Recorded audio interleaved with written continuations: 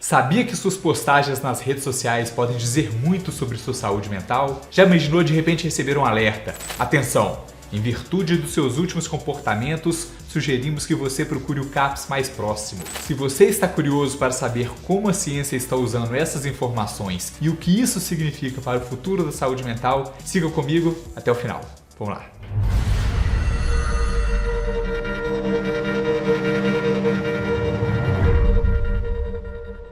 Oi pessoal, eu sou o Dr. Matheus e esse vídeo foi baseado no artigo Transtornos Mentais nas Redes Sociais sobre a Perspectiva da Linguagem e do Comportamento, publicado na Revista de Processamento e Gestão da Informática. Bom pessoal, vocês têm visto que nos últimos anos o mundo físico e o digital praticamente se fundiram, especialmente com o crescimento das redes sociais, porque são nelas que a gente compartilha os nossos interesses, nossas experiências diárias e até alguns sentimentos íntimos que nós temos. E foi justamente isso que chamou a atenção dos cientistas. Será que essas pegadas digitais, como palavras ou horário em que nós postamos, elas poderiam ser usadas para entender a nossa saúde mental? E a resposta é sim. E mais do que isso, pessoal, essas informações podem ser usadas para ajudar a identificar alguns sinais que podem, por exemplo, indicar a possibilidade de alguns desses transtornos, como por exemplo depressão, ansiedade, transtorno do estresse pós-traumático e até alguns transtornos de personalidade. Isso de uma maneira rápida e acessível. O estudo.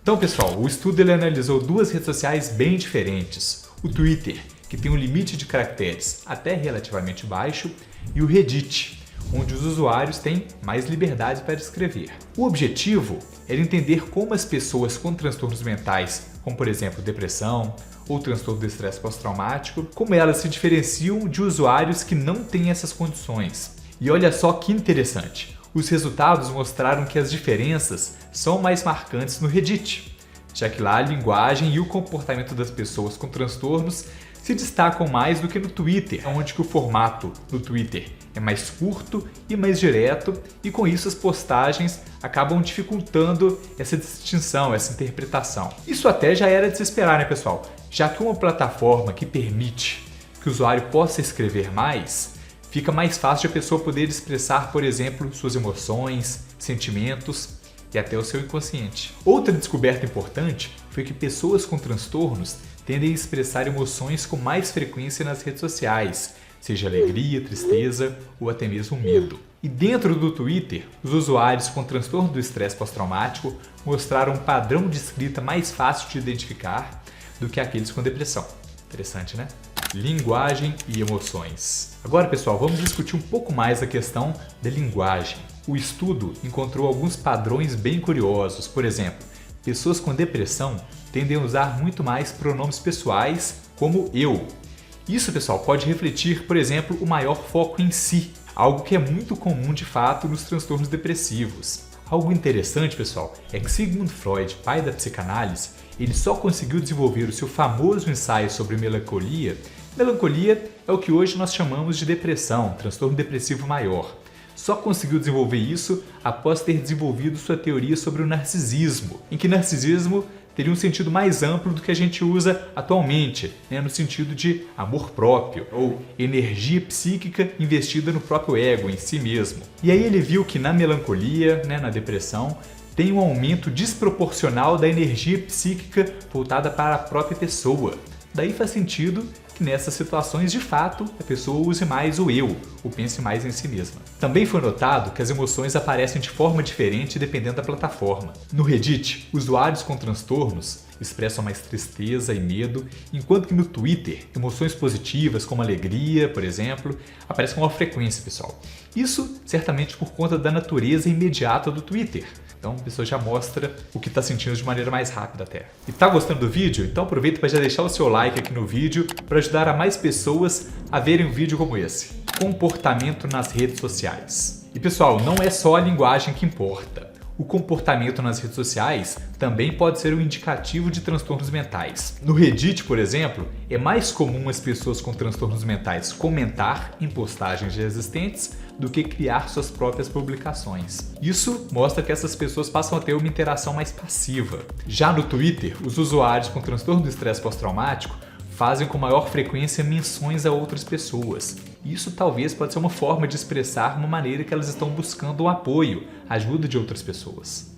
E tem outra coisa curiosa. A regularidade das postagens também muda. Usuários com transtornos mentais, como por exemplo, pacientes com transtorno borderline, eles mostram um padrão de postagem bem irregular, né? Significa, posta num dia, depois fica vários sem postar, né? Ou aquela pessoa que costuma postar toda semana, quem é borderline não costuma ter tanta essa regularidade. Enquanto que no grupo controle, ou seja, as pessoas que não têm transtorno mental algum, costumam manter um ritmo mais estável de postagem. O futuro da saúde mental nas redes sociais.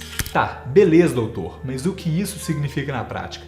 Então, pessoal, esses dados eles podem ser ferramentas valiosas para os profissionais de saúde mental e até para os usuários das redes sociais.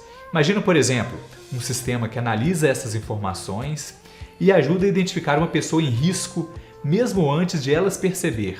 Aí pode, por exemplo, fazer um alerta para que o usuário procure uma avaliação. Ou então, se alguém já estiver em tratamento, dependendo do risco e das configurações de sigilo, poderia até enviar uma mensagem automática para o profissional ou para a equipe que acompanha esse paciente. E além disso, essas tendências também podem ser usadas para criar campanhas de conscientização em momentos críticos, como por exemplo, nas festas de final de ano, Natal, Ano Novo, em que pode muitas vezes ser desafiador para muita gente, porque é quando tem um encontro de famílias, né? E assim, dessa maneira, a gente pode, por exemplo, evitar crises ou até novos casos de transtornos.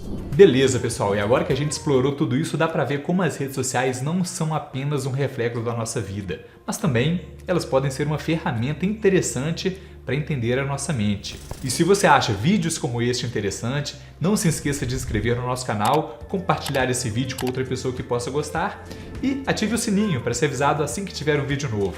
E aproveite para conhecer o Mind Masters Club, nossa plataforma de ensino em que você pode aprender mais sobre saúde mental, feito especialmente para você que é profissional da saúde e quer ganhar mais confiança, expertise para casos diversos, ou para você que não é profissional, mas se interessa pelo tema. O link está aqui embaixo na descrição. Valeu, pessoal, e até o próximo vídeo.